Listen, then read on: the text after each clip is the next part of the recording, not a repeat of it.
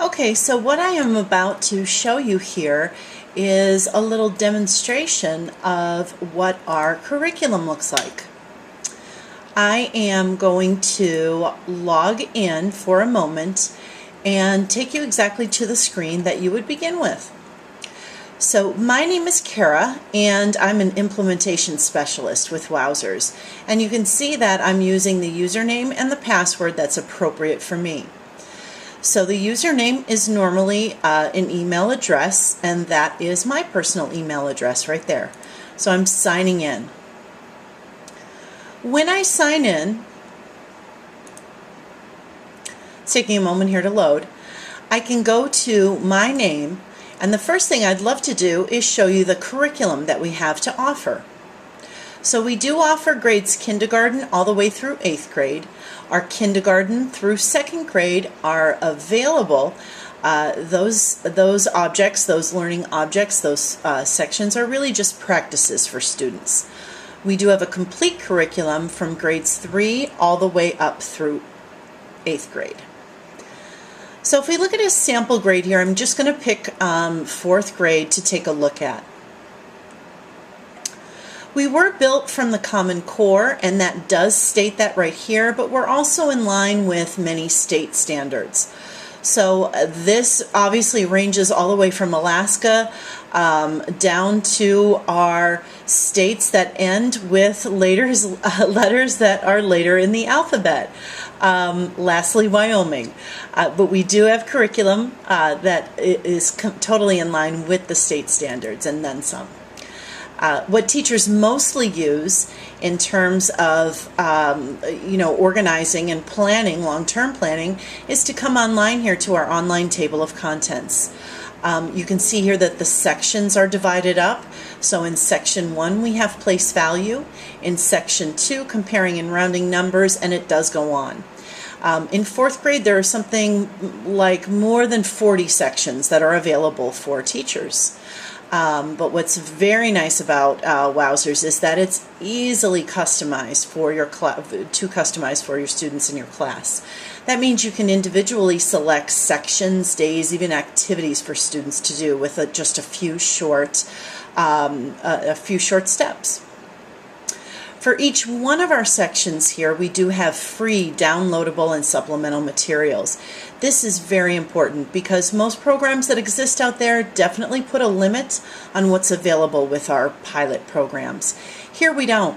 Our homeworks are differentiated by level. Level A is going to be the easiest. Level C would be the most difficult.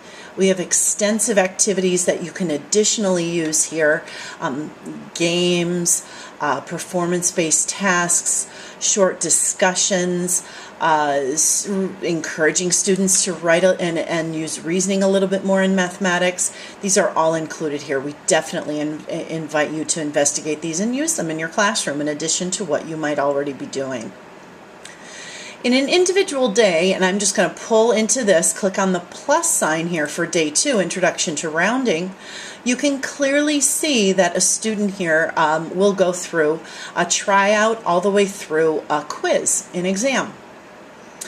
There are 7 learning objects here, and what's also encouraging for teachers and for students too is that we can customize the curriculum, as I mentioned a few moments ago, but these set of learning activities adapt to a student's ability. So that means if the student goes into a lesson and gets something incorrect, the student will actually get a nudge, some reteaching. They'll get a similar question. If they get that right, they'll move on to harder, more difficult questions through. The student will only experience remediation if they need it. And then going on, the game and the quest, those are always a lot of fun for students because students do enjoy the interactivity in a game-based environment. The quest is really taking the students on a journey that also includes a career as well. And of course the connection is there, in this case Introduction to Rounding. Students earn Wowzer coins. I think I mentioned that. That would be for their own personal account. For a moment here on quiz, they are held accountable on a daily basis for the knowledge that they learned within Wowzers. Our quizzes are right in line with second generation assessments at the state level. So if you're wondering if we support PARC testing or Smarter Balanced, as it's also called SBAC, or even using the TEACS newly developed assessment, our quizzes include questions just like that. Drag and drop, multi-tiered, extended response, all of those types of questions are included here. What I'd like to do is show you an introduction to this lesson, just so that you can get an interface here for what is involved with the students.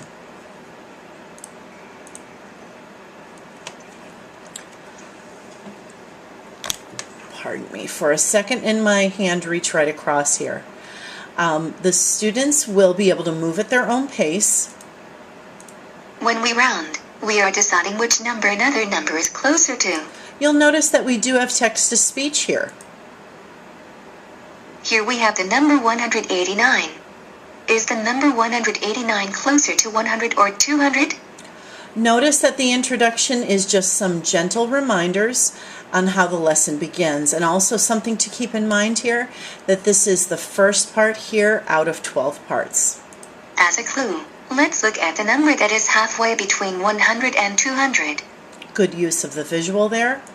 150 is halfway between 100 and 200. Is 189 going to be between 100 and 150, or between 150 and 200? Notice where it is on the line. 189 is to the right of 150, which means it is closer to 200. I love the use of the number line here. Students mostly are taught to memorize some pieces and concepts and skills with rounding. But it's so nice that they can look at a visual just like this number line here. Sometimes it's difficult, even in an ordinary or traditional classroom, to get students to record a number line. This, again, really helps, gives them something that they can look at and really visualize what's going on with rounding. Select the number that 189 should be rounded to, 100 or 200. And of course the student will pick 200. Job. 189 is closer to 200. Well, thank you for listening to the preview of what our curriculum has to offer. Stay tuned for the next video of what our teacher tools look like. Thanks.